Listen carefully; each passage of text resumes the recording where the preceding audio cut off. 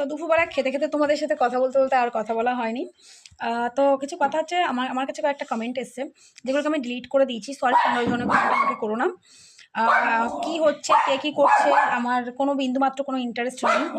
আর সত্যি কথা বলতে, এই ইউটিউবটাতে এখনো এইটুকুনি মুখ দেখাই, কয়েকটা মানুষের ভালোবাসায় দেখাই, নতবা আমার এইখানটাতে আসতে আমার আর ভালো লাগে না সত্যি কথা বলতে। কারণ এখানে যা নোংরামি হয়, এই তো আমি এই নোংরা জিনিসগুলোর মধ্যে আমি পড়তে চাই না। বলেইছিলাম তোমাদের এর আগে যাওয়া হয়েছিল, বাট তারপর থেকে আমার নিজের একটা ফ্যামিলি আছে, আমার পরিবার আছে। আমার কাছে পরিবার, আমার ফ্যামিলি আমার কাছে প্রচণ্ড বেশি ইম্পর্টেন্ট। এখানে নোংরামি করে পয়সা ইনকাম করার বিন্দু মাত্র কোনো আগ্রহ নেই। সমস্যা সবার জীবনে থাকে, আমি এটুকুনি জানি, কিন্তু সেগুলোকে এইভাবে হাইলাইট করতে নেই, ঠিক আছে? আর আমি বুঝি না, ইউটিউবে এসে কান্নাকাটি করলে বা ইউটিউবে নিজের প্রবলেমটা হাইলাইট করলে কি কষ্টটা কমে যায়? জানি না বাবা, আমি তো এটা বুঝি না। নিজের এইটুকু হলেও তো একটু মান সম্মান আছে, আমার মনে হয় সেটাকে বিসর্জন না দেওয়াই ভালো। আর আমাদের পারিবারিক শিক্ষা এটা নয়, আমি এর আগেও তোমাদেরকে বলেছি যে আমার পারিবারিক শিক্ষা এটা নয়। হ্যাঁ, কিছু ভুল হয়ে গেছিলো, যেটা হয়ে গেছিলো। তার বাইরে আমি আর এখানে এই মুহূর্তে আর কিছু বলতে চাই না। যে যা করছে, তোমরা যেই কমেন্টগুলো আমাকে করেছো যে দেখো ওরা এই করছে তুমি দেখছো দিদি এই করছে। আর সত্যি কথা বলতে, যারা কন্ট্রোভার্সি করছে, কন্ট্রোভার্সি দিদিদেরকে দোষ দেওয়ার কোনো প্রশ্নই ওঠে না। কারণ আমি তাদেরকে দোষ দেবো কেন? আজকে আমি যদি নোংরা কিছু এখানে দেখাই, বা আমি যদি এখানে এসে নোংরামি করি, তো অবভিয়াসলি তারা বলবেই। কারণ কন্টেন্ট আমি তাদেরকে ছুড়ে দিচ্ছি, তো তারা তো কন্টেন্ট বানাবেই।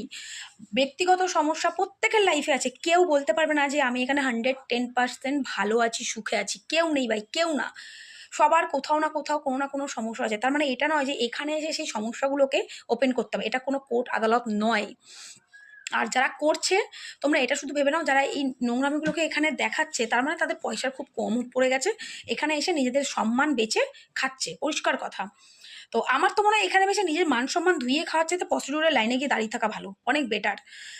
কারণ নিজের সম্মানটাকে নিজের জায়গায় রাখা উচিত। তো এখানে এসে ওই সিম্প্যাথি গেইন করার জন্য কান্নাকাটি বলো, বা নিজে খুব ইনোসেন্ট, বা নিজে কিছুই জানি না, কিছুই বুঝি না, এগুলো করার চাইতে না, মানে সত্যি বলছি, প্রস্টিটিউটের জায়গায় গিয়ে লাইন দেওয়া অনেক ভালো।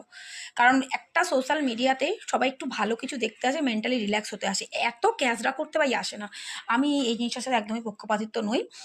কারণ আমার মনে হয় নিজের সম্মানটা নিজেকেই বাঁচিয়ে রাখা দরকার।